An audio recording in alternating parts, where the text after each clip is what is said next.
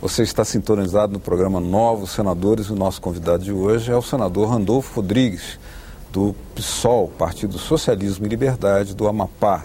Senador, no primeiro bloco falamos da sua trajetória de vida, o que teria levado à política. Agora, queremos saber como que o senhor vê o Brasil, que desafios fundamentais o Brasil que ainda tem uma carga muito dolorosa de miséria, de fome, mas que tem também o potencial para ser muito diferente do que é hoje. Como é que o senhor pensa o Brasil?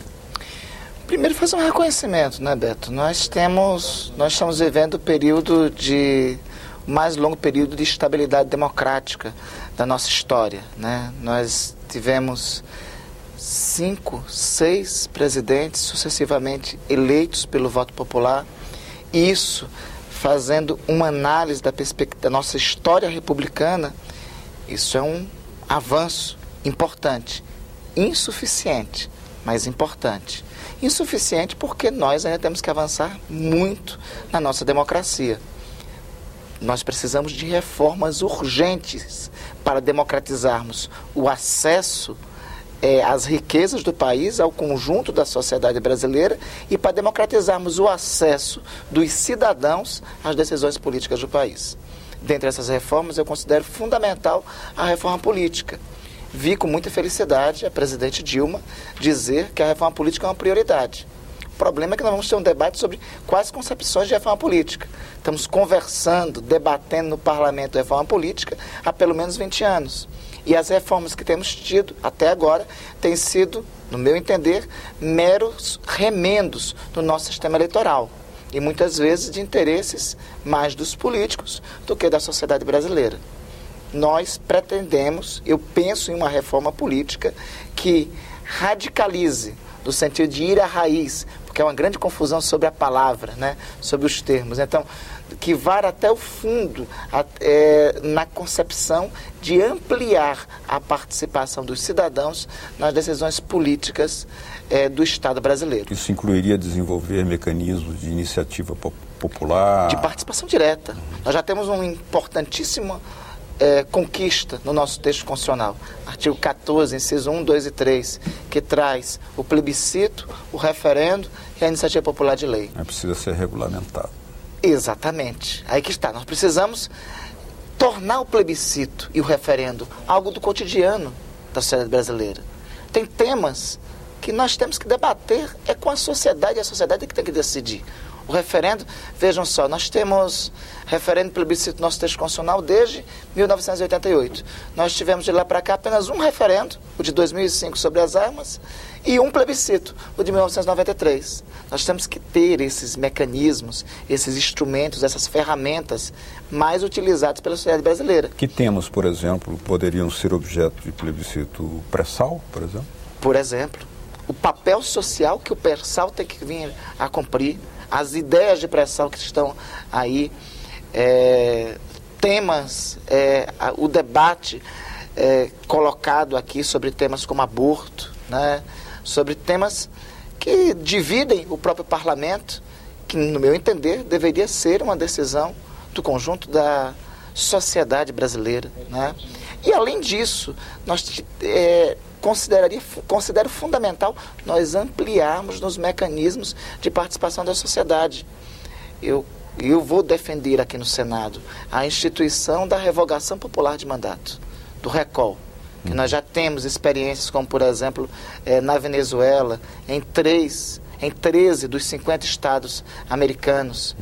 Porque aí o deslize cometido pelo parlamentar, seja senador ou deputado federal, não pode ser um tema para ser apreciado pelos próprios parlamentares. O parlamentar não é membro de uma corporação, não existe a corporação parlamentar. O parlamentar é o representante da sociedade, ou do povo brasileiro, no caso da Câmara dos Deputados, ou dos Estados Federados. Em um caso ou no outro, ele representa a sociedade brasileira. Ele é eleito pelo voto. Ele não pode ser julgado, analisado seu comportamento parlamentar pelos seus pares. Ele tem que ser julgado pela sociedade. E a sociedade, quando quiser, revogar o seu mandato. Assim como em relação a prefeitos, a governadores e a presidente da República. Então, reforma política tem que ampliar os mecanismos de fiscalização da sociedade sobre os políticos. E quanto às reformas E com relação às reformas de cunho estrutural, assim, da economia, a nossa dependência tecnológica ainda existente, qual é o seu pensamento acerca delas? Pois então, junto com a reforma política, eu considero central nós debatemos a reforma tributária. Tem se falado muito em reforma tributária, mas tem se falado na perspectiva do seguinte: reforma tributária é simplificar imposto. Eu quero ir adiante, dar um passo nisso. Eu acho que isso é importante, simplificação dos impostos. Mas é importante também nós mudarmos a estrutura da carga tributária brasileira. O Brasil é um dos países do mundo, e um país que se pretende desenvolvido não pode tributar principalmente salários, bens e serviços. Tem que debater a tributação da propriedade, a tributação da renda. Só assim nós construiremos um sistema tributário mais justo, que esta é a ideia, inclusive preconizada no texto constitucional do sistema tributário, é promover justiça tributária, justiça social. Quem tem mais, paga mais. Quem tem menos, paga menos.